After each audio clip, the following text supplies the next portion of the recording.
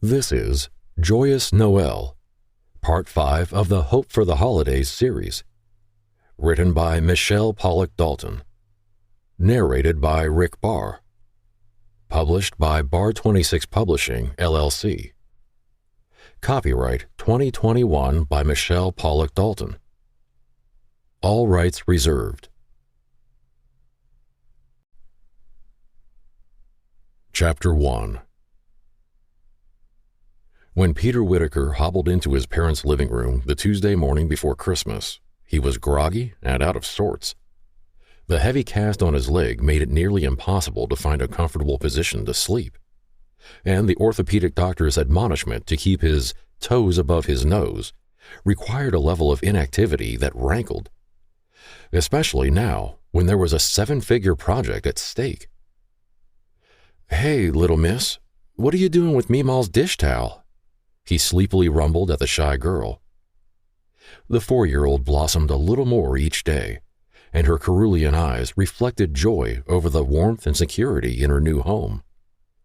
"Dolly needs a dress," Noelle softly advised.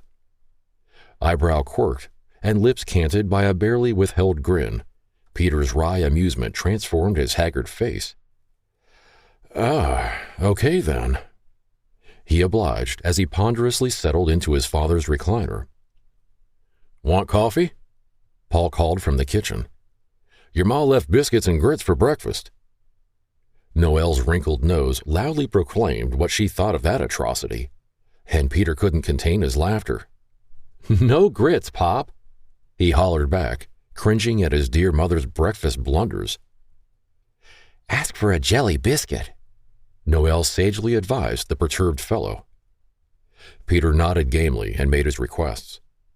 When the older man hurried in with the mug and plate, Peter questioned, "Where's Ma off to already?" "There's a last-minute meet-up down at the parsonage. Seems the church has been getting lots of requests for help, and the food pantry's bare," Paul rushed to explain. "Marybelle and Leigh are off to see what can be done." Shifting enough to capture his biscuit, Peter took the first bite and tried to swallow past the constriction in his throat. He owed God an enormous debt of gratitude for an unexpected financial blessing, but Peter wasn't sure how to proceed. "Mr. Peter, are you going to eat that?" Noelle asked, breaking into his thoughts. Greedy little eyes coveted his meal, and Peter bit back another laugh. "You are a little sugar monster, aren't you?" "Meemaw made me eat lumpy stuff," the little girl dramatically whispered, followed by a soul-shattering sigh.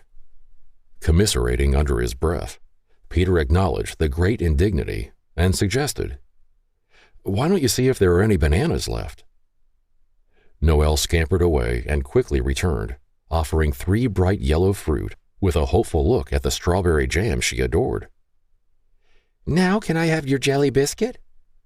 "Well, nuts," he grumbled, caught out by a precocious pixie's reasoning. Apparently, the little miss assumed the bananas were a trade for his breakfast. "I guess you can have half," he slowly rumbled.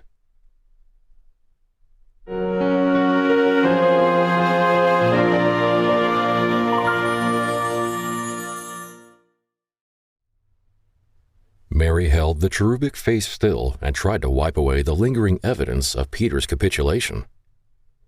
"Did those men of mine let you eat preserves straight from the jar?" she harumphed.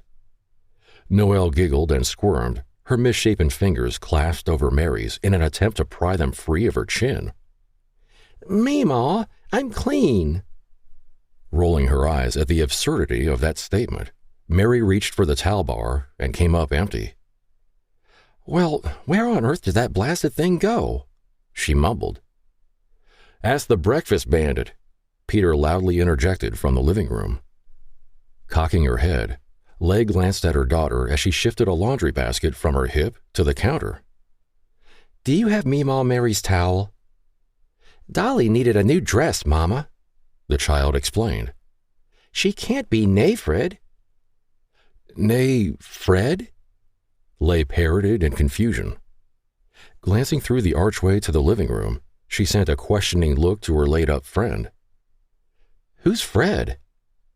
Shifting his gaze from the laptop perched on his chest to the dainty lady in the doorway, Peter tried to blink away the columns of numbers emblazoned on his retinas. Huh? I'm confused. Who's Fred? And why does he have your mother's dish towel? Reaching across his body, Peter liberated the child's toy from under his right arm where she was sleeping and held up the plastic baby. This what you're looking for? Chapter 2. I put it right there, Mary reiterated, pointing to the hook on the enclosed back porch. Just like I always do. Baffled, the women searched the house high and low to no avail. Noelle's bright pink Dora the Explorer coat was missing. Elle, did you put your fluffer jacket someplace else? Leigh questioned as they searched. No, Mama. I think the booger man took it, just like he took Dolly's dress. Paul snickered from behind his Epoch Times newspaper and rattled it just a little to cover his snort of laughter. Must be time to dig out those old VHS tapes, Marybelle, if we have another booger man running around this place. Groaning, Peter peeked around his computer screen and glared at his father. Not funny, Pops. I was 8. You wanted a tuba for Christmas, Paul recalled, his face barely able to contain his grin. God's bigger than the boogeyman, he warbled in his best imitation of Larry the Cucumber. The teasing reminder of his childhood fascination with animated vegetables gave Peter a big idea. Your VCR still work? He quietly asked. Dang right it does. Turntable too, if you must know, Paul confirmed. I'm getting mighty tired of replacing things every couple of years because you kids think there's something bigger and better that's come along. Yeah, I know. And Skinner's Gimme 3 Steps just isn't the same unless you're listening on vinyl, Peter intoned in a direct quote of his father's musical prejudice. Mary peeked over the edge of the coffee table and sat up on her knees. Don't go disparaging good music, she scolded with a playful wag of her finger. Mother, what are you doing? Peter grunted as Mary bent back down. Do you really think Elle's jacket crawled under the sofa? Lumbering to her feet, Mary flushed. You never know what kids might do, especially when they're hyped up on strawberry jam, she accused. Meemaw, the little girl protested. It was the booger man. I know, Mary sighed.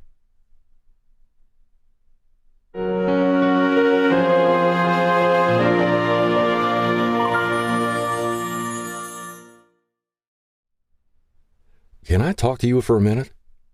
Peter surreptitiously questioned when Leigh arrived to pick up his empty dinner plate. Dropping to her knees beside the recliner, the quiet woman nodded and leaned in to hear the man's whispered question. Sure, what's up? Well, Peter heaved out a breath. After what happened yesterday, he roughly stammered, unsure how to proceed. Leigh laid a hand over his forearm, and her gentle face softened at the poor man's look of confusion. It's kind of overwhelming when God comes to call, isn't it? I still can't believe it, Peter agreed, his sandy hair falling into his face when he canted his head toward Leigh's. Everything's just wrapped up in one neat ball? It's surreal. I'm still waiting to wake up and find out the whole thing is just a dream. The sale of his house, a new business opportunity, and the relief it all engendered still swamped him with doubt. How could he believe in miracles? But one look at his spreadsheet mocked the question. How could he not? A puff of breath crossed Leigh's cheek as Peter slowly exhaled, and the wary woman let her guard down another notch. Keep believing, okay? Your mom is always telling me that God is working things out for my good.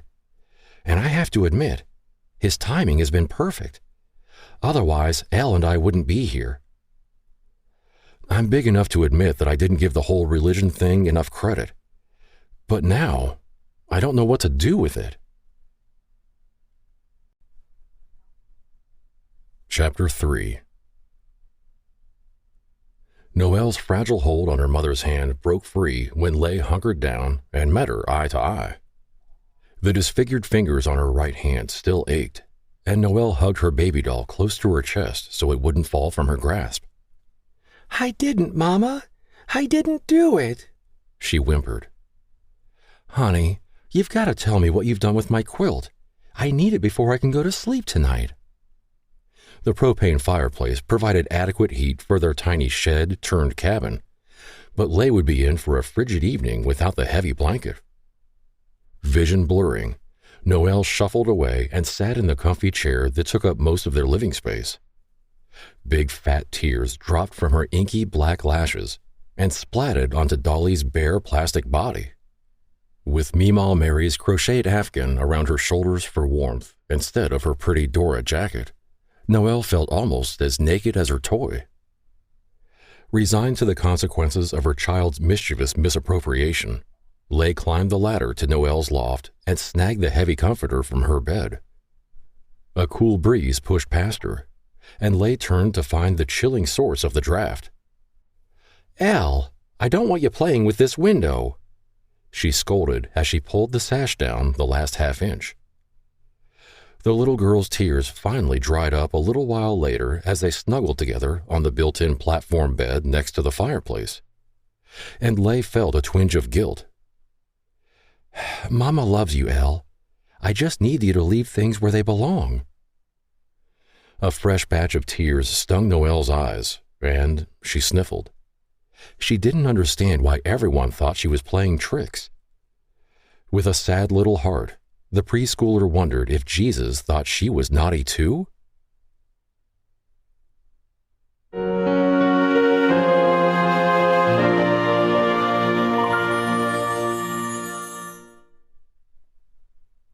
Fighting the deep pull of sleep, Leigh curled more tightly around Noelle and tried to arrange the comforter they shared to provide more warmth. But the chill in the room permeated her bones, and Leigh shivered. Cracking one eye open, the soft glow of the clock registered, and Leigh groaned. There were still a couple of hours before her alarm would go off. Anxious to drift back to sleep, the woman tucked the blanket up around her ears and tried to clear her mind. Yet, the earlier conversation with Peter seemed set on looped replay. The man's tender spirit struggled to make sense of a fledgling faith in something larger than himself. New to the idea of trusting her future to an infallible God, Leigh also struggled to keep doubt from warping her peace of mind. Paul and Mary seemed to have all the answers, yet sometimes their reassurances seemed too pat, too cut and dried, to seem realistic. And Leigh was thankful to have someone like Peter to share her quiet questions and discoveries. "Please, dear Jesus, help Peter find solace and comfort in you. He is so lost and alone, and he could really use a friend like you," she whispered into the darkness. When Noelle turned and buried her face into Leigh's hairline, the young mother jumped in shock when the child's cold nose pressed into her neck. Then realization dawned. The bite in the air wasn't because they lacked enough covers, and the inky blackness was unusual. Normally, the propane fireplace emitted a soft glow. Resigned, Leigh crawled from the bed's relative warmth and adjusted the thermostat. Yet the hearth remained dark. "That tank was just filled on Friday," she muttered to herself, counting out the days on her fingers. It couldn't possibly be empty, could it? Chapter 4. "That's the last of 'em," Mary celebrated. Squirreled away in her bedroom among rolls of paper, bags of bows, and a respectable stack of brightly wrapped gifts, the woman looked around at the Christmas chaos and chuckled.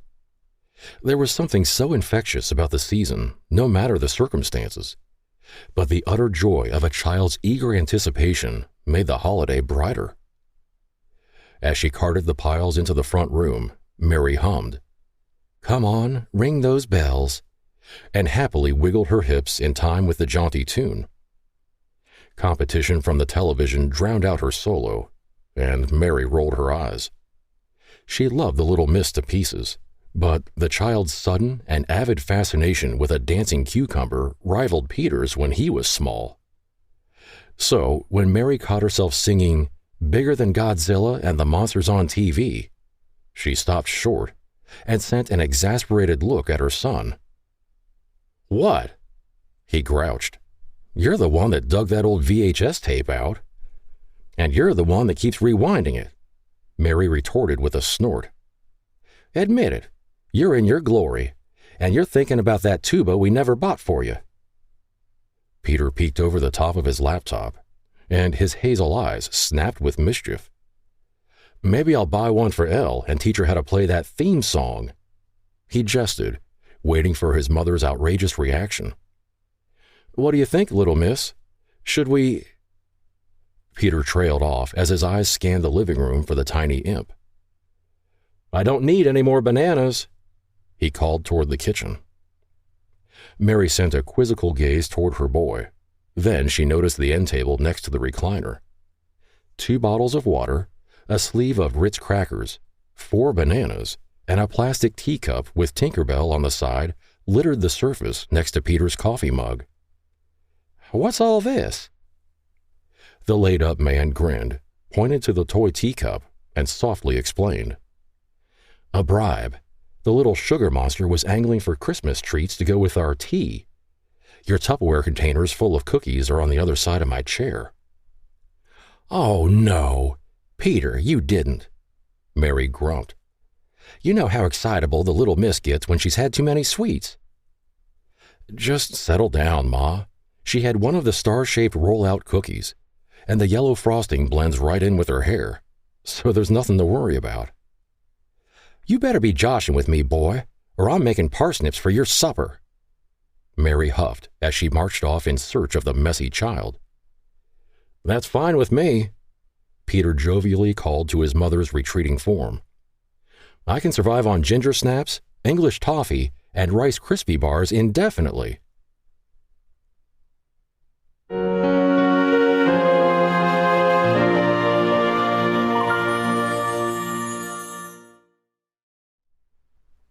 The flashing lights of a police cruiser sent a chill down Lay's spine as she pulled into the driveway.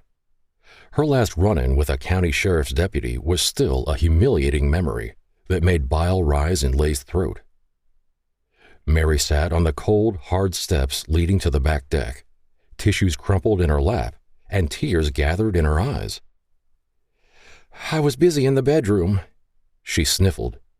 "My son thought she'd gone out to sneak another cookie from the containers I keep on the back porch.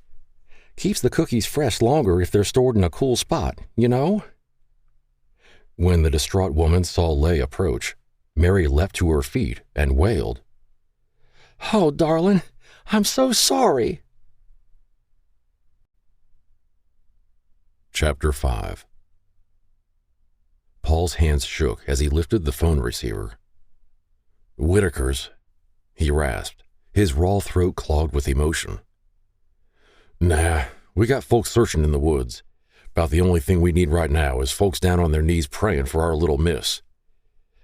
The older man listened for a few minutes and hung up the old rotary phone with a little more force than necessary. Profanity was something he'd made every effort to eliminate from his vocabulary when Peter was born. But at the moment, the words lodged behind Paul's windpipe scorched him from the inside out. "Easy, Pop," Peter quietly soothed. "If you lose it, Ma's gonna fall apart." "She couldn't have gone far. Elle doesn't like the woods," Lay whispered, the disbelief translating into a shocked numbness that didn't quite register with the rest of her body. Tightly wound and feeling as useless as dentures on a dolphin, Peter reached out for the distraught mother's hand. "I'm sorry, Lay. I should have been watching her closer, but I thought the little rascal was after more cookies." It's me. It's my fault," Lay stammered. "Elle is my responsibility. I just thought... The woman's voice broke. "What am I going to do?" she suddenly wailed. "Where is she, Peter? Where did she go?"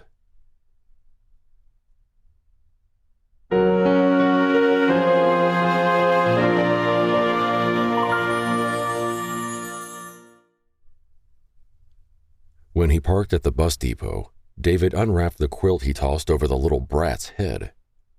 "Not a word, or you'll be paying the piper. You understand?" Noelle's pupils exploded, and her lips quivered when her father came into sight. She swallowed convulsively and began to tremble. "Not a word," David snarled. "You start to cry or scream, and I'll drop you in a ditch somewhere. Now put your coat on and behave."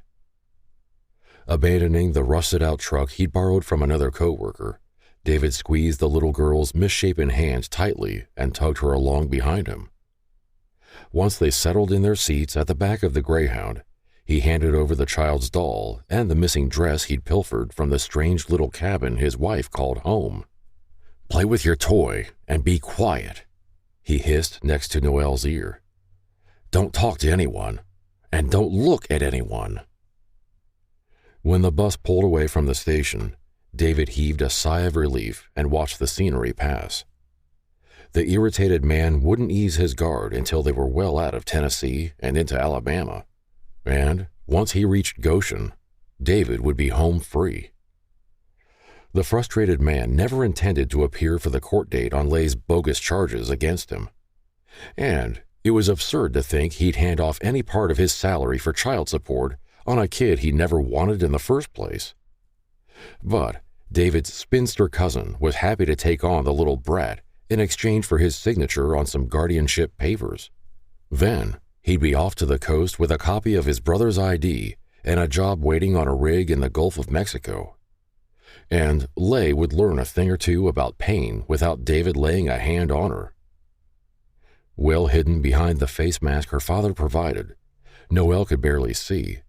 And soon, the paper mask dissolved, saturated by snot and tears.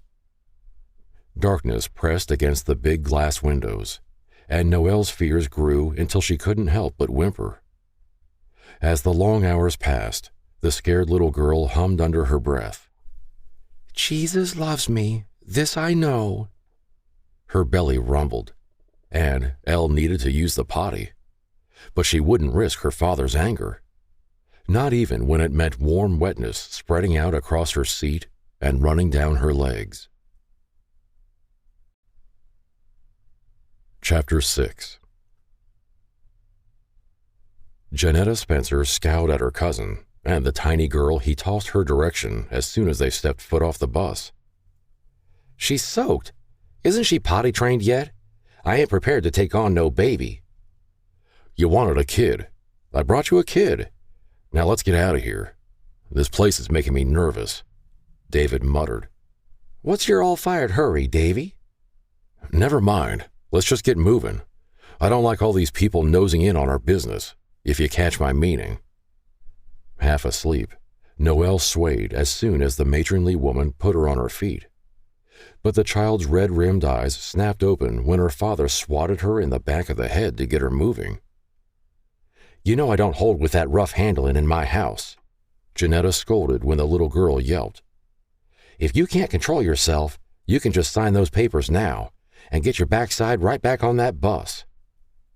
"Fine," David growled as he grabbed Noelle's hand and dragged her along at a steady trot. Chuffing along behind the younger man, Janetta hollered, "Don't you dare put her in my car that way.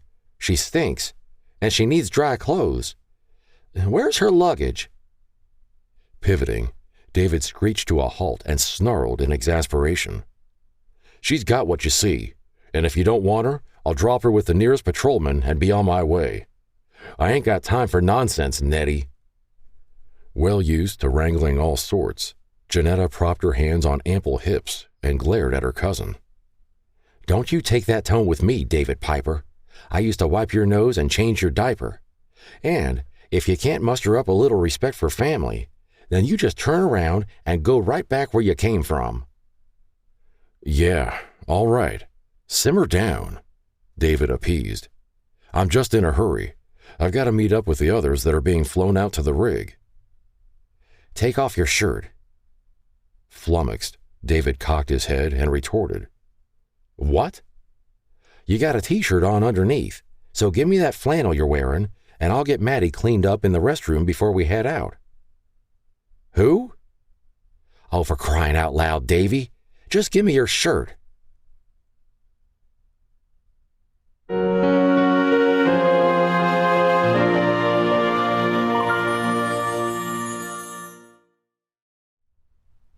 Balled up in a pack-and-play that was too small, Noelle cried until her eyes burned and her throat hurt.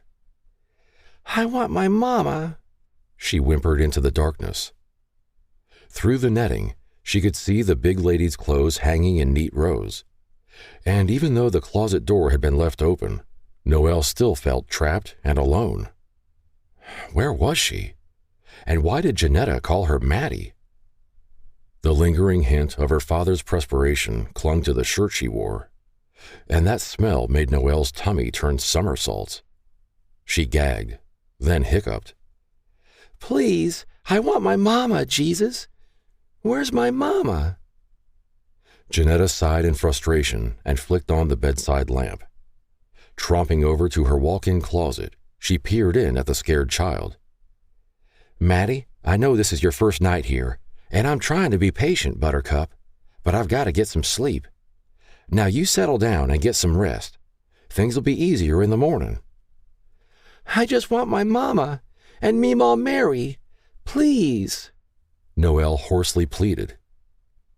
Lifting the dainty girl from the portable crib, Janetta sat her down and pointed her toward the bathroom. Make one last trip to the necessary, and then we're going to sleep, Matea. I'm your mama now, and we need to leave early so you can get registered at daycare. Now hurry up. Chapter 7. Terrified, Noelle scooted into the far corner of the playroom and turned her back to the rest of the children. Hunched into a ball, the little girl refused all encouragement to join the festive mix of preschoolers and toddlers. Even the prospect of cinnamon raisin toast failed to squelch Elle's apprehension. Instead, she tucked her head down into the crook of her arms and let the noise go unnoticed. Matea, Miss Emery cajoled. Come play dress-up with us. Maybe you'd like to be Mary and hold baby Jesus. Or you could be an angel and help us sing. Baby Jesus? Well, sure, Dumpling. We'll all take a turn, and you can go first, the tender-hearted woman enthused. And we'll make something special for your mama after playtime. Mama? You know where my mama is? Elle yelped as she stumbled to her feet. Charging the daycare worker, Noelle held up her disfigured hand and gestured the woman closer. Tell her to come find me. I don't like this new place. Or that new lady, she tearfully whispered. Used to the first-day jitters, Emery didn't think much of the child's pleas, but the surprised lady cradled the mangled fingers. Oh, my goodness! What did you do, Matea? Elle shrugged and mumbled. My daddy said I had to pay the piper, but my mama took us to Meemaw and Peepaw's, and Mr. Peter made us a new house, so Daddy won't be mean to us anymore. Noelle stopped and shuddered. Oh, Dumpling, don't you worry about a thing. We'll keep you safe while your mama's at work, Emery comforted. We won't let anyone hurt you here. Shyly, Noelle peeked up through inky black lashes. Not even the booger man? No, of course not, the amused woman agreed. Are you ready to play now, Matea? Obediently, Elle followed the older lady to the dress-up chest and chose a yellow and white gingham apron to wear. Mr. Peter has ruffles in his bedroom, and he doesn't like it very much, she commented. But I think they're pretty, and Meemaw Mary made me a dress. Lowering her voice, Noelle confided. 'Cause Mr. Peter wouldn't look very pretty in dresses. That's what Meemaw says. Emery stifled a laugh, pleased with the child's ability to adapt to new surroundings. That sounds about right. As the morning progressed, the daycare provider searched out the reticent child and repeatedly invited her to join the group as they sang silly songs, made thumbprint ornaments, and enacted the Christmas story. Matea, Would you like a grilled cheese or bologna sandwich for lunch? Matea? The woman repeated with a glance at the little girl. Emery's curiosity piqued when the child looked in both directions and waited for another to answer. I'm talking to you, Dumpling. Crinkling up her nose, Noelle's face conveyed her confusion. I'm Elle, she asserted, pointing a finger toward her chest. A sense of unease squelched through Emery's stomach. And who will Santa be looking for when he drops off presents tonight? Melting into tears, Noelle's chin quivered and her lips trembled. Santa will take my tubber to Mama, and she don't know where I am. Then Mr. Peter will be sad, 'cause he always wanted a tubber too. Gathering the little girl close to her side, Emery consoled. I wouldn't worry, Matea. Santa will find you. He always knows where you are. Sniffling, Noelle lifted blue eyes to her caretaker. Are you sure? She asked, hope sparking. Does he know where Mama is, too? Absolutely, Emery reassured with a slow wink and a wide smile. And don't you go worrying about your Mama. She'll be back a little later when she's done with work. Stomping her foot, the frustrated child pulled away. No, I don't want the fat lady. I want my Mama. I want to go home. Chapter 8. Mrs. Spencer? A young man questioned as soon as Janetta stepped through the patio door. Silence reigned for a moment as the lumbering woman came to an abrupt halt. After a long day on her feet, Janetta was tuckered out. And, after getting halfway home before remembering her new daughter, the grumpy lady's impatient nature surged as she answered. Yes, I'm Ms. Spencer. I need a word with you, ma'am. Janetta harumphed.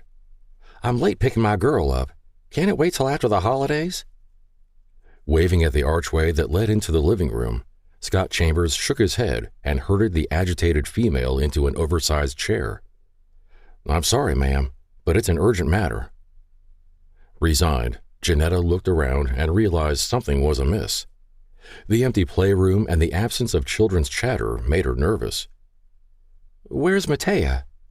Don't worry, Miss Spencer. The child's fine, but I need to clarify a few things with you. Scott stopped and waited for the woman to focus her attention.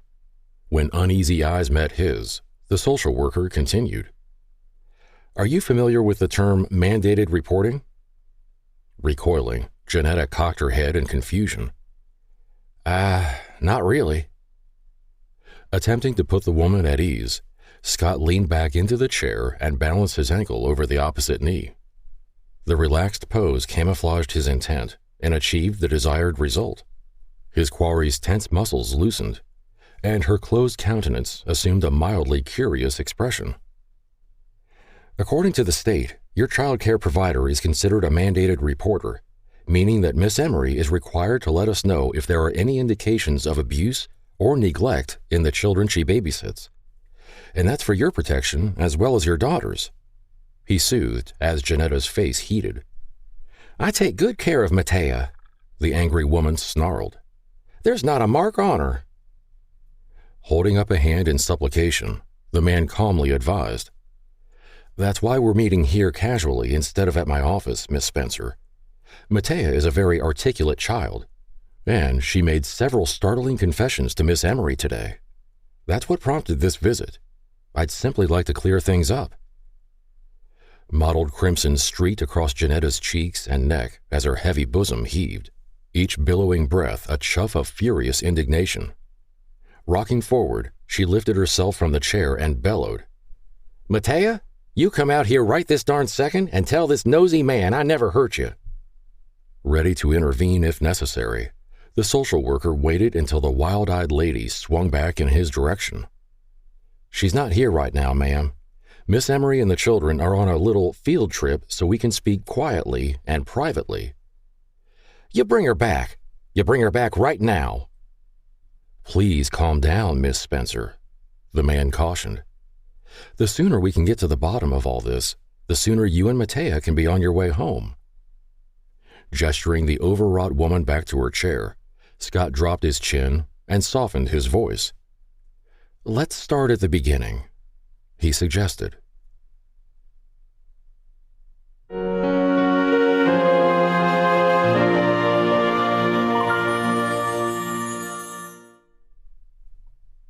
Curled up next to Miss Emery on the hard bench, Noelle shivered and sighed as they waited in the park across the street.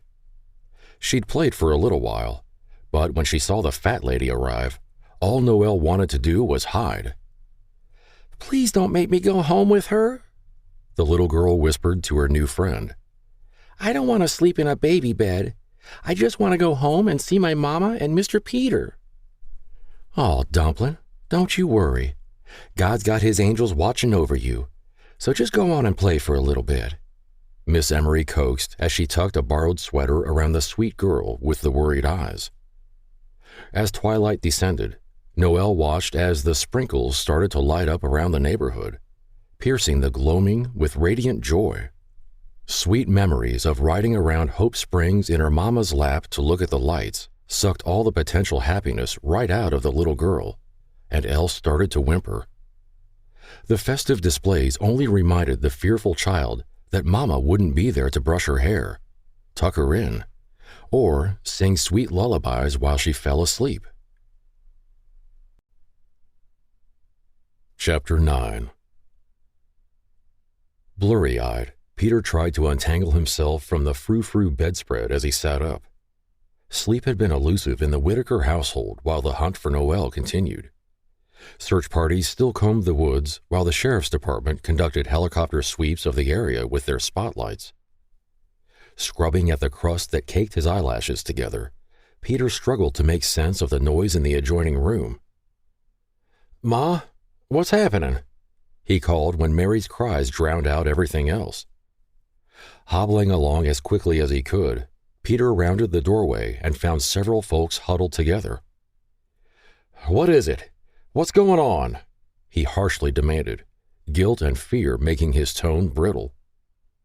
He felt her before he saw her, and Peter reached a hand out to steady Leigh as she wobbled into the doorway. The sedative provided 90 minutes earlier couldn't subdue the anxious mother, and her red-rimmed eyes went wide as she took in the commotion. "Easy, Leigh," he gently whispered as the frightened woman swayed and her face crumpled. Breaking away from the late-night visitors, Paul untangled himself from his wife's desperate grasp and helped guide Leigh to the sofa.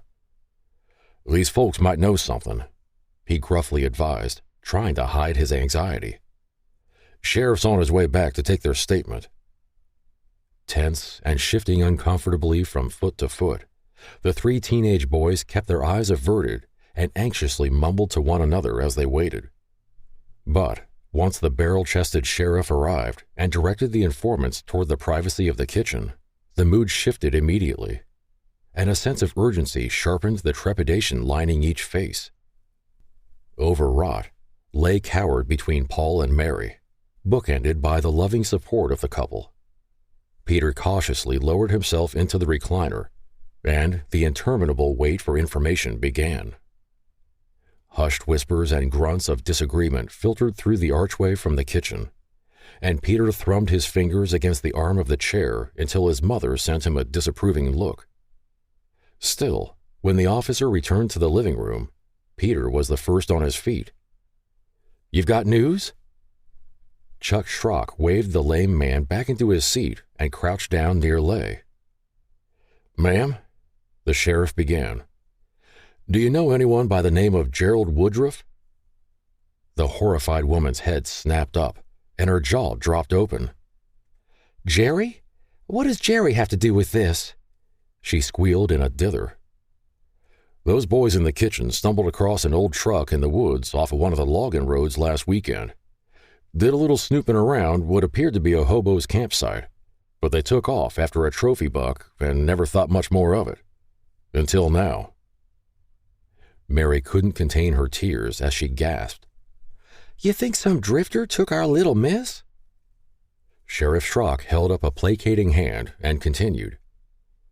"The youngest boy heard his folks talking about the hunt for your little girl and figured the timing was kind of odd.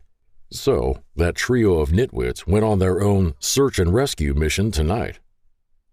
Voice trembling, Leigh stuttered. I don't understand. Why'd you ask about Jerry? Is he the one that took my baby? Ma'am, the DeSousa boy remembered the plate number on that old beater. The vehicle is registered to Mr. Woodruff. I've got dispatch putting in a call to the folks in East Memphis. They'll do a check-in with this fella. We just gotta wait a bit and see if they can't turn something up. You know this man, darling? Mary asked, aghast at the possibility. Shrinking into herself even further, the befuddled woman whispered, David. He works with David.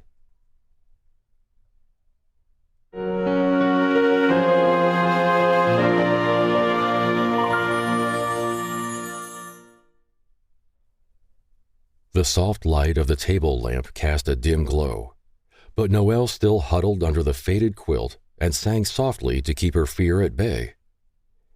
God is bigger than the booger man, she reminded herself over and over. Even though the door was open to the hallway, the giant building that housed the Human Services offices was cold and dark. The lady watching over her peeked into the room every so often, and Elle pretended to be asleep. Jesus, can you please find my mama? I don't like it here, she whimpered. The shuddering of the air vents overhead startled the child, and panic made Noelle's stomach cramp. A hiss of warmer air began to circulate, but the little miss was so cold. Crawling off the well-used sofa, she hurried across the room and pulled her bright pink fluffer jacket from the back of a chair. Snuggling her face into the faux white fur that lined the hood, Elle took a deep breath. It smelled like home. Awkwardly, the little girl managed to get the coat on backward, and then she hurried back to her temporary sleeping spot. With a borrowed doll tucked in her arms and a familiar scent surrounding her, Noelle felt her eyes growing heavier. You can forget my tubber, Santa, she slowly drawled as she drifted off to sleep. I just want my mama for Christmas. Chapter 10. The mottled light of dawn seeped through Peter's eyelids as he struggled to get comfortable in the recliner. His parents had drifted away to the kitchen with the sheriff after Leigh dozed off in the corner of the sofa, and the urgent pleas he lobbed off heaven's gates seemed to mock his inability to do anything else. Soft sniffles alerted the weary man to Leigh's agony as she curled up more tightly into the curve of his high-backed couch. Struggling to his feet, Peter hobbled around the coffee table and sank into the comfortable sofa. Arranging a couple of the throw pillows under his bum leg, he settled in and added one more pillow to his lap. "Come here," he gently coaxed, patting the cushion. Bleakly, the tormented mother gazed in his direction, and Peter tried again. "You need to rest, Leigh. Stretch out, and I'll wake you as soon as Sheriff Schrock hears back from Memphis." Limply, Leigh slumped onto her side and placed her head in Peter's lap. When his hand came to rest lightly on her shoulder, she stilled, and then let the warmth of his presence soothe her troubled thoughts. Drawing her legs up, Leigh curled into a fetal position, and she gave a shuddering sigh when Peter's rough fingers combed her hair away from her wet cheek. "Just sleep," he thickly sighed.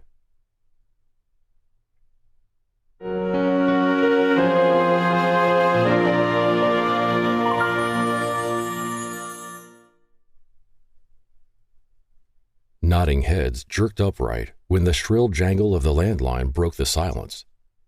Paul shuffled away from the kitchen table and snagged the blasted contraption before it roused the whole household.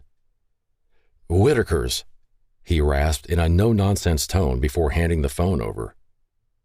Chuck Schrock grabbed the receiver and waited out the long monologue from dispatch. "Right," he finally grunted when the woman finished with the details. "Rally the fellows at the State Patrol. Put out the bulletin, and I'll be there inside of 30 minutes. Hurriedly, the burly man returned to his cold cup of coffee, slossed the remnants around before swilling it down, and then tipped his head toward the anxious couple. Fella in Memphis doesn't know where his truck went, but he knows who took off with it. This Piper fella might have got a head start, but we'll get the Amber Alert issued. Mary tightly curled her hand and placed it over the runaway beat of her heart. That beast took our little miss? She wailed, all a dither. He stole our girl? Shushing his wife, Paul laid a hand over her arm and quietly soothed. Mary Bell, you'll wake Lay. Ain't no sense in getting that poor woman more riled up. She's about ready to bust at the seams as it is. Glancing through the archway to the open living and dining room area, Mary fixed bleary eyes on the sleeping pair across the way. Her son rallied for a moment, then his head dropped back to his chest as exhaustion consumed him. You folks planning to stick close to home today? The sheriff asked as he shrugged back into his jacket. Of course, Mary snapped. Where else would we be? Paul shot a perturbed glance at his ornery wife and held out a hand to the man who'd stayed with them during the grueling overnight hours. You have a Merry Christmas, Sheriff. Don't quite know how to say thank you, but we're much obliged for all your help. Flushing after her outburst, Mary released a pent-up breath and nodded at the big man who'd kept vigil with them. Let me get you some Christmas cookies to tide you over. She offered an apology before she scurried away to put a small care package together. Returning with a stash of goodies for the officer, Mary added a thermos of fresh coffee and placed it in the sheriff's hands. Ain't much to keep a man going after a long night, but it might keep you moving a little longer. Chapter 11. The soggy cornflakes gradually disintegrated as Elle pushed the nasty things around the bowl. Although she was hungry, the child couldn't stop thinking about biscuits and jam. So, when the harried social worker stepped back into the room, Noelle sighed and complained. I want my Meemaw. We're trying to find a place for you to stay, honey, but it's Christmas, and most folks don't have room to take kids over the holidays. Sniffling, the little miss rubbed at her tired eyes. My mama and Mr. Peter made me a room. I won't be disagreedables anymore, she whimpered. Please, can't I go home now?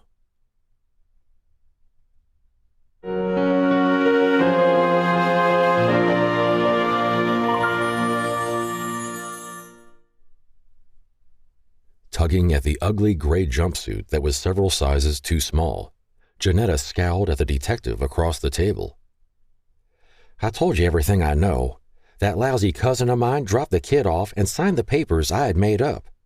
He left in a hurry to get a flight out to his new job. That's it. I don't know anything else.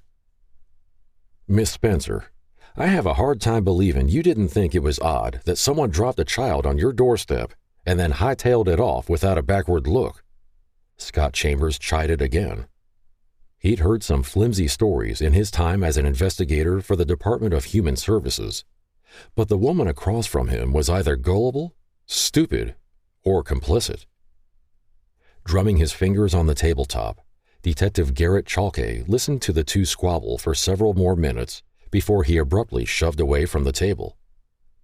We're done here, he barked. Book her for kidnapping and child endangerment. I'm going home to spend at least part of the holiday with my family. Janetta blanched and held out placating hands. No, I didn't do anything wrong. I just wanted to be her mama. That's all. Rubbing at the furrow between his eyebrows, Scott stilled and turned his head away for a quiet moment. Listen, he softly began. There's a little girl holed up at the county offices on Christmas Day. She's scared and alone. All she wants is her mother, her family. You can give that to her, Miss Spencer. You're the only one who can tell us where Elle belongs. If you care for that little girl at all, tell us what we need to know. The trembling began in Nettie's legs and shivered its way up her spine. The previous night, crammed in a tiny cell at the county jail, was the most miserable experience of her life. And, for the sake of her, Janetta couldn't understand why she felt the need to protect her cousin's interests. "Davy, she hoarsely mumbled. "He said Maddie's mother is a drunken whore who can't keep her legs together. Said he wasn't even sure if the girl was his, but he didn't feel right leaving the poor kid with a woman like that. But he's got to make a living, you know?" Detective Chalke pivoted and faced the fearful woman. "Where'd he come from? And where'd he go?" "All I know is what he said about catching his flight. Something about an oil rig in the Gulf of Mexico. He came in on a Greyhound. Don't know exactly where he came from. I wasn't really paying attention. I was just so happy to see that little girl. My little girl," Janetta finished in a whisper. "I want details," Garrett grunted as he slid back into his chair. "Last known address, time and place of arrival, anything you know about the child's mother." "I'll be a good mother to her. Been working on getting a room ready for her, but Davy showed up sooner than he said," Janetta softly responded. "He wasn't supposed to come until after the new year, but something changed about an upcoming court date, and he wanted to get Maddie away before then." Sighing, Janetta rubbed at her wrist where the cuffs had bit into her flesh the night before. The humiliation of being booked into custody like a common criminal rankled her to no end. And all of it over a misunderstanding and the pleas of an anxious 4-year-old. Chapter 12. Someone had turned on the Christmas tree, and the incongruous display of shimmering lights and glittering ornaments against the backdrop of melancholy? Well, it soured Peter's stomach as he painfully lurched to his feet. The food his mother laid out for the search volunteers might have been festive under different circumstances. But, as it was, people passed by in silence and grabbed a quick bite. At some point during their nap, Lay's still form had been draped with an afghan. So, when Peter shifted away, she struggled to untangle herself and sit up. Flustered by the milling strangers and sympathetic looks, the embarrassed woman kept her head down as she quickly escaped to the privacy of the bathroom. Sitting on the edge of the tub, Lay dropped her hot face into her hands and pleaded, "Please, God, bring my baby home safe. I don't know what to do without her." Although his parents' home was well built, Peter could still hear Lay's soft cries on the other side of the wall, and his guilty conscience pricked him again. As he stretched out on the narrow twin bed in the guest room and propped his injured limb up, Peter groaned as the heaviness and pain stretched his muscles taut. Never should have let that little miss ramble around like that. Should have kept a better eye on where she was going, he rasped, reprimanding himself for his inattention that day. "Hey, I got news for you two," Paul rumbled as he dropped to the edge of the bed next to his son. "Where'd Lay get off to?" Peter cocked his head toward the wall and sighed in defeat as the sound of his friend's despair leaked through the barrier. "Think she'll ever forgive me?" Startled, Paul returned his attention to his boy. Say what now?" "I was supposed to be watching Elle when she disappeared, Pop. I don't know how long she'd been gone when Ma came out of the bedroom. Didn't seem that long to me. But you know how I am when I'm working." Thoughtfully, Paul rubbed his knuckles against his chin. "Yeah, I guess I can see where that might bother you," he admitted. "But the little miss never gave us any reason to think she'd go wandering off on her own. And after you and Lay hear what I got to say, you might consider letting some of that guilt go." Mary half tumbled through the doorway as Paul looked up, and the older man offered his wife an all-shucks smile. "You eavesdropping, Mary Belle?" "Nah, just trying to get everything in one trip," the sassy woman replied as she juggled 2 loaded plates and a carafe of coffee. Paul rescued the 2 mugs dangling from Mary's fingers, then pulled up the vanity stool so she could sit. "Might want to let Lay know where we're hiding out," he advised, tipping his head toward the bathroom. Mary hurried away, and the men could hear soft murmurs through the wall as the women took consolation from each other. When the taps came on, Paul nudged his son. "You figure that means they're about done with the caterwauling?" "What, Pop?" "Boy, can't you hear the water running? Must mean they're getting all patched up so's we can eat, right?" Well beyond his tolerance for exhaustion and pain, Peter blinked a couple of times and then focused on his father. Sure, Pop. Whatever you say." A few more minutes passed before the women appeared in the doorway, but an officer followed them into the room, and the poor man flushed the color of pickled beets when he spotted Peter sprawled out amongst the gingham and ruffles. "Excuse me, folks. Just wanted to let you know we're on our way out. All the volunteers appreciated the fine spread, Mrs. Whitaker, and they wanted y'all to know there are plenty of us still praying." Tipping his head in acknowledgement, Paul escorted the deputy to the front door and thanked him for his service before he returned to the guest room and his waiting family. Chapter 13. Deputy Luke Jenkins released a pent-up sigh and glanced around the dining room. He could still recall his first run-in with Noelle Piper and her daughter months earlier when he'd been sent to arrest the woman after she was accused of stealing her own vehicle. Today, the dark shadows around her eyes told the same story of loss, fear, and exhaustion.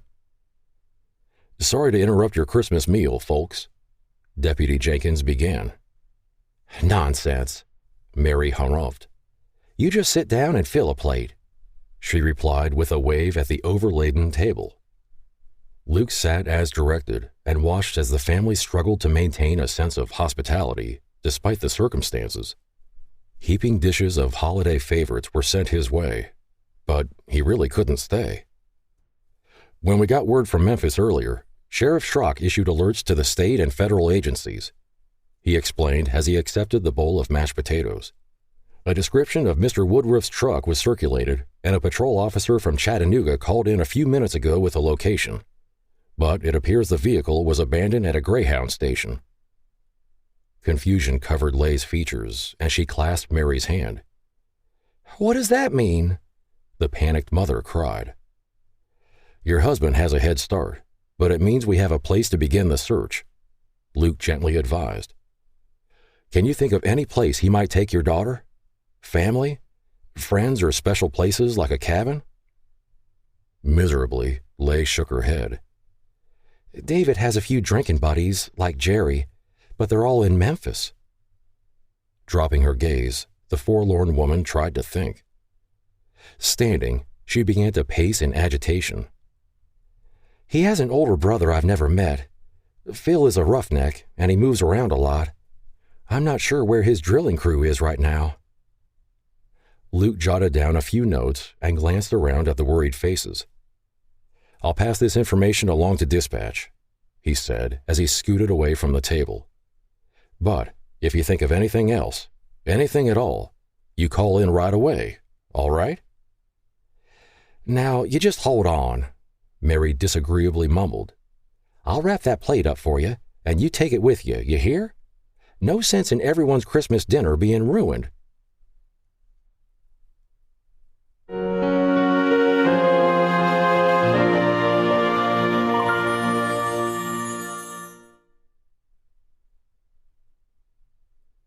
"Matt, Elle?" Lifting a splotchy face covered with dried snot, Noelle looked up, and her red-rimmed eyes widened in horror. "No, you're not my mama!" the little girl shrieked as she scampered under the conference table to hide. "Don't be scared," Janetta softly requested.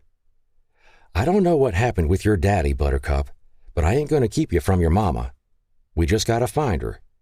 But until then, I thought you might want to stay with me instead of being stuck in this ugly old building."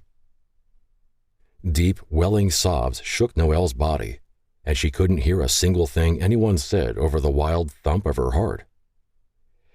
"Where are you, Jesus?" she whispered. "Can't you hear me?" Dropping his backside to the floor, Scott sat cross-legged and waited patiently for the miserable child to settle down. Noelle, I know you're sad, but a lot of people are working very hard to find out where you live. In a small voice, the tiny girl suggested. Can't you just ask Santa Claus? Feeling some of the tension roll off his shoulders, the social worker tried to hide his tired grin. I hadn't thought of that, he admitted. I'll check in with the North Pole and see what they have to say. But in the meantime, Miss Spencer, Nettie, said you could stay at her house while we keep looking for your mom. No, Elle forcefully decreed. Now, Buttercup, it'll be okay, Janetta consoled. I'm sure Santa must have put a few presents under my Christmas tree for you. And Miss Emery made sure to send Dolly along. See? Peeking out from behind a chair leg, Noelle spied her plastic friend and quickly snatched the toy from the woman's hands. You got a tubber under your tree? She slowly asked. Scott lifted an eyebrow in Nettie's direction, but the woman shrugged. Not sure, she finally responded. Maybe we ought to go take a look and see. Chapter 14. Peter watched the twinkle lights blink off, and a chill went through him. Although they'd tried to eat a little something earlier, no one had any thought of exchanging gifts.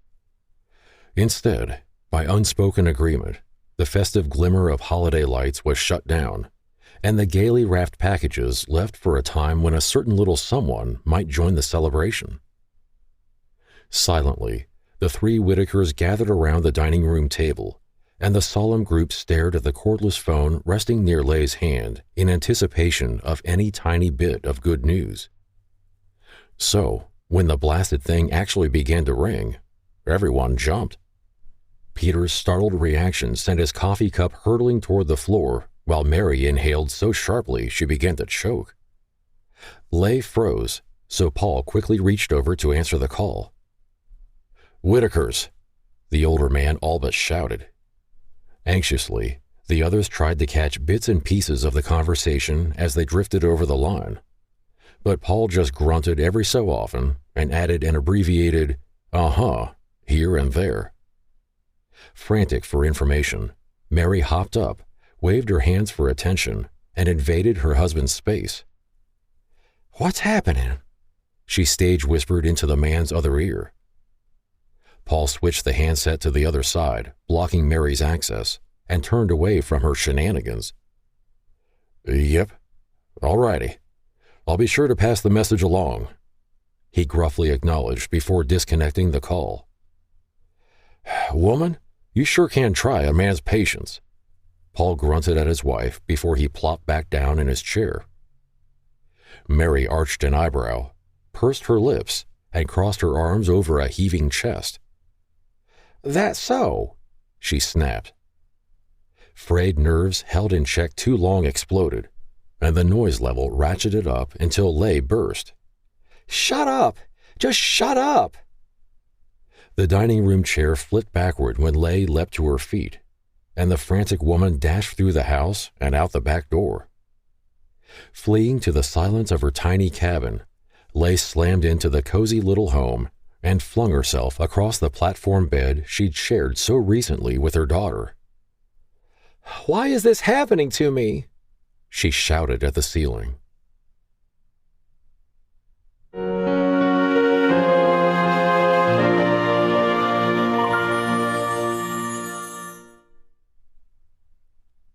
Peter balanced himself against the wall of the cabin before he knocked. Although his father had driven him the very short distance to Lay's, pain shot through his leg. "Come on," he mumbled as he knocked a second time. Red-faced, the angry woman answered the door, silent fury etched in her careworn features. And under any other circumstances, Peter would have retreated, but his leg couldn't take much more.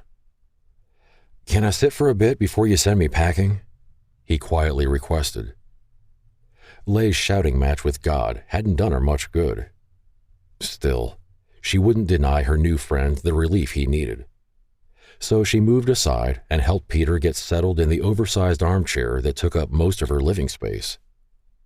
When his injured limb was suitably propped up on the ottoman, Leigh retreated the short distance to the platform bed and braced her back against the built-in headboard.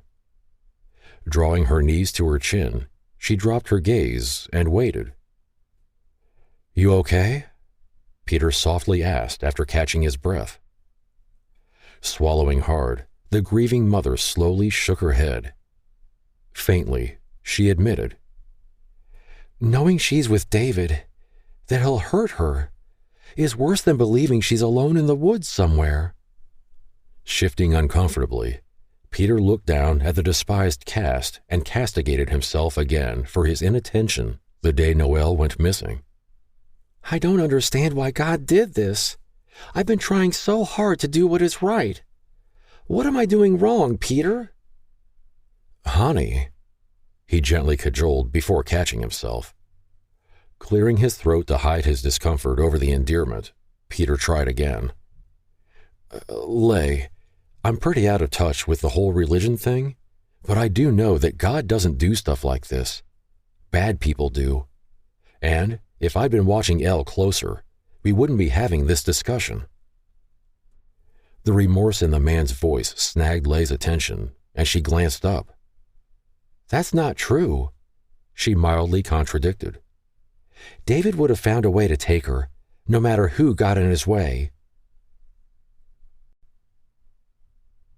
Chapter 15. The soft glow of the propane fireplace kept the tiny home warm, but more than that, it provided a peaceful counterpoint to roiling emotions. So, as the flames danced, Peter's muscles relaxed, and some of the self-recriminations he'd been carrying fell from his shoulders. Shifting position, Leigh propped a pillow behind her back and sat up straighter. "What did the sheriff have to say?" she timidly asked. "Huh? Oh, the phone call?" The overwrought woman avoided saying duh, but she certainly thought it when her friend turned confused eyes in her direction. "Well?" she prompted into the lingering silence. "It wasn't the sheriff. It was the pastor's wife." It was Leigh's turn. "What?" she mumbled, her nose crinkling up in bewilderment. "Mrs. Berger was just calling to let us know about the Christmas pantry food boxes you put together," Peter admitted with a tiny grin. "Abigail said there was enough to fill all 30 requests, along with a little extra for something special for the kids in each household." Tears welled in Leigh's eyes as she offered a sad smile. "That's amazing. At least something good came out of that day," she rasped, recalling the last-minute errand that sent her into town the day Noelle was snatched. "Do they know where the money came from?"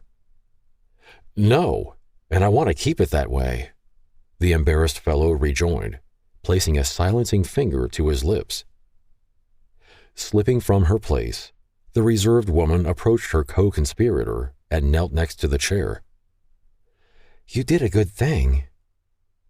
Shrugging, he covered Leigh's hand and turned an amused gaze in her direction. "Hey, I might not be all in on this God stuff yet, but I sure know a miracle when I see one. And I'm just glad I got to be part of something special in return." Peter winked, then narrowed his eyes. "What?" Flushing, Leigh tried to pull her fingers back from his tightening grip. "You didn't!" Peter exclaimed. No, I didn't tell," Leigh confessed. "But I'm not sure Mrs. Berger believed my excuse for showing up unexpectedly at the church on Wednesday, especially when I just happened to notice an envelope of cash marked Christmas food in the offering plate." Grunting in displeasure, Peter crossed his arms over his chest. "Well, that backfired." Stretching up, Leigh put a quick kiss on the disgruntled man's cheek. "You're a good man, Peter Whitaker." "You might be biased," he grumbled. "Maybe," she agreed with a blush on her cheeks and a lilt in her voice.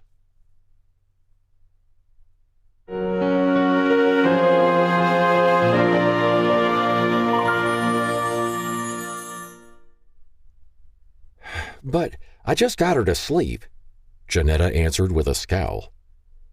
After a very long day, the late-night phone call rankled the exasperated woman, but her throat closed up, and she lifted watering eyes to the sky when she answered. I'll get her bundled up. Just come in when you get here, though. I don't want to wake her. With a broken-hearted sigh, Nettie hung up and returned to her bedroom. Chapter 16. Well, hold the heck on, Paul muttered as he marched down the hallway. Who in tarnation comes calling before the rooster even crows? He grumbled as the insistent knocking continued. Flipping on the outside light with a vengeful snap, the older man peered through the living room curtain to check out the intruder before unlocking the door. Scott Chambers lifted bloodshot eyes to the formidable man when the door swung open. Sure hope I got the right place, he thought to himself as he surveyed the rumpled fellow. I'm sorry for the early hour, but this is the address I was given for Noelle Piper. Who is it? Mary anxiously called from the bedroom as she hurriedly wrapped the robe around her frame. The low voices coming from the living room didn't give much away, and as she rounded the corner, the excitable woman came face to face with a pair of strangers. When Peter thumped into the room, he glared at the group. The sleepless nights, trying days, and volatile emotions drained every last ounce of energy from his body. But when he spotted a tiny bit of white fur sticking out from under a blanket, Peter's chest hinged up. Focusing on the woman who entered behind the men, he limped over and drew back the covering. "Elle," he breathed, a wash of emotion in the single word. "Give her to me," he demanded, putting aside his crutches and reaching for the child. Nettie recoiled. "Only person I'm giving this child to is her mother," she harshly whispered. The little girl had slept the whole night in her arms as they huddled in the back of the police cruiser sent to ferry Noelle home. The gasp and sob that tore from Mary's throat roused the little miss, and she opened sleepy eyes. "I want a biscuit, Meemaw," she said through a yawn.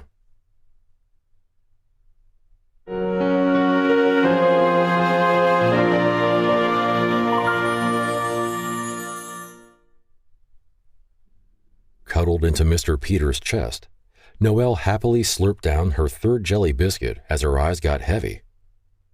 Tucked under the pretty gingham-checked bedspread from the guest room, the little girl snuggled deeper into the strong arms and tried to stay awake. "When is Mama coming?" she yawned. "Peepaw went down to wake her," Mary soothed, laying a soft hand on the blonde head. "She'll be here soon." Janetta watched the family's interaction with the child and felt an extraordinary sense of relief, even as her dreams died before her eyes. The hasty trip to Tennessee had been accompanied by unending prayers that the waiting family would be unsuitable. Instead, she'd found a warm, welcoming home filled with people who doted on the little girl she desperately wanted to call her own. Thundering footsteps on the porch heralded Noelle's arrival, and the door crashed open with a bang that made Noelle's cerulean eyes pop back open. "Mama!" she shrieked, trying to wiggle out of Peter's arms. Swooping in, the flabbergasted mother scooped the tiny girl up in her arms and immediately sank to the floor, cradling the squirming bundle of joy. Hot tears of relief dropped into Noelle's hair as she burrowed into her mother's neck. And nothing had ever felt as good as being locked inside Mama's tight embrace.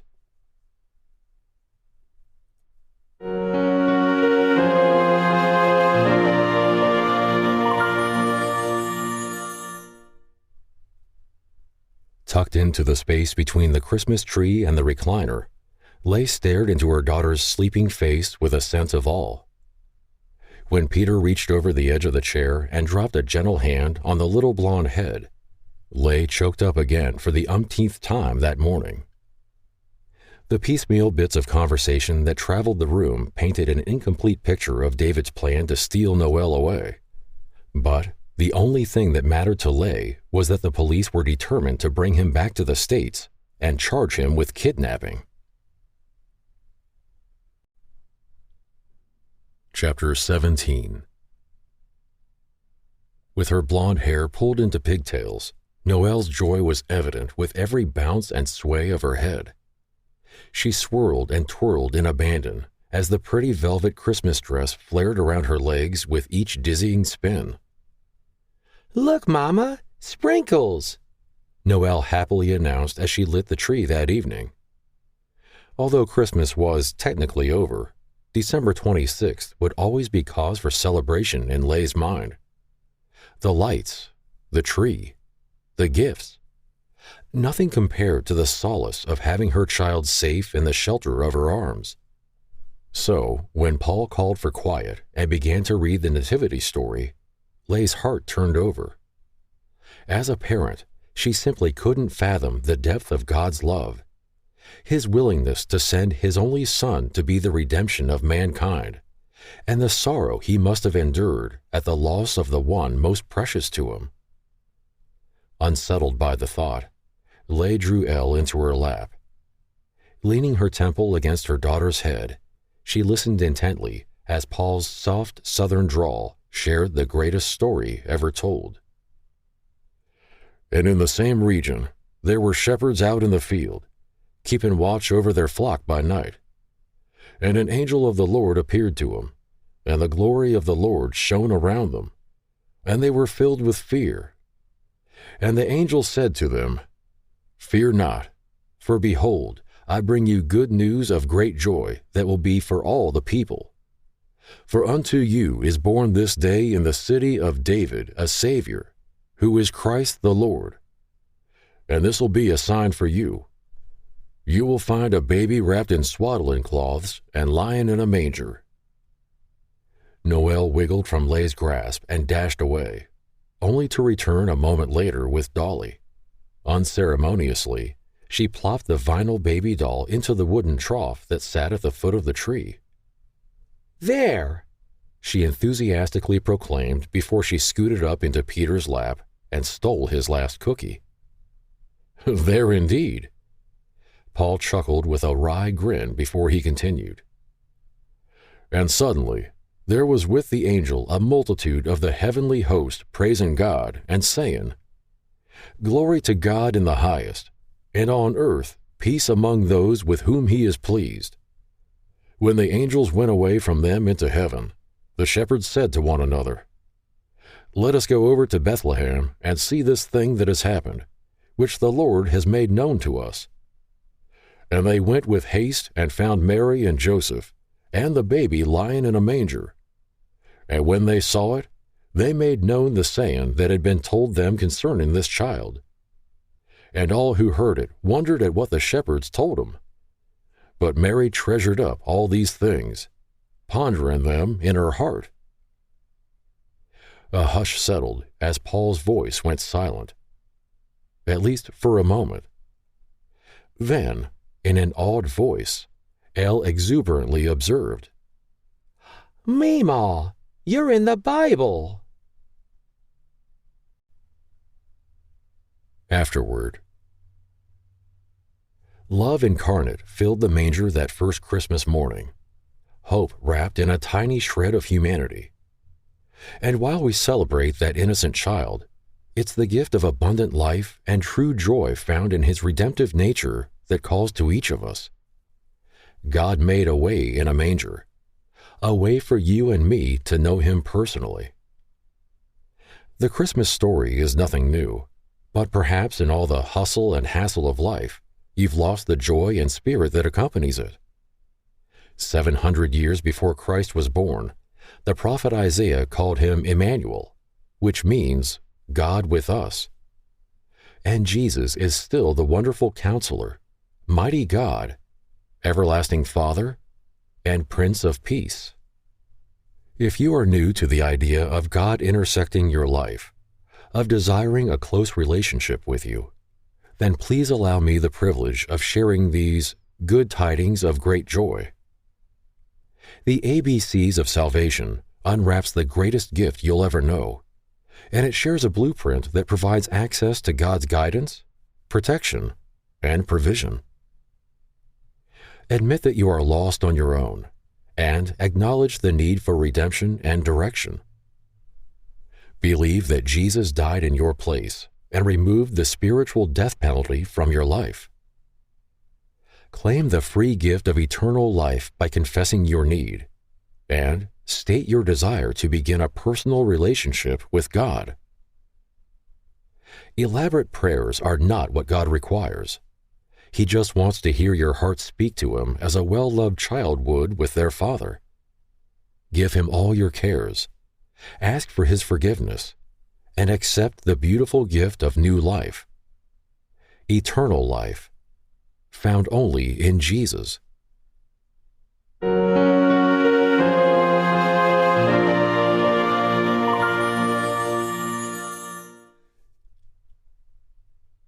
If you've chosen to accept the gift of a new beginning with Jesus, I would love to hear your story. And if there are questions that still plague your heart, please feel free to contact me via email at author@michelepollockdalton.com. That's MichelePollockDalton.com. This story, in all of its digital forms, will always remain free for you to share. Links can be found on my website at www.michelepollockdalton.com. As a new child of God, you will want to find people who will nurture you and help you grow in your daily relationship with God. Cornerstone Church in San Antonio, Texas, has a spectacular online ministry that will be a cherished resource as you move forward with your new life. Find them at www.sacornerstone.org. Other online ministries you may want to investigate can be found at www.wochurch.org and www.harvest.org. God bless. This has been Joyous Noelle, Part 5 of the Hope for the Holidays series. Written by Michele Pollock Dalton. Narrated by Rick Barr. Published by Bar 26 Publishing, LLC. Copyright 2021 by Michele Pollock Dalton. Production copyright 2021 by Michele Pollock Dalton. All rights reserved.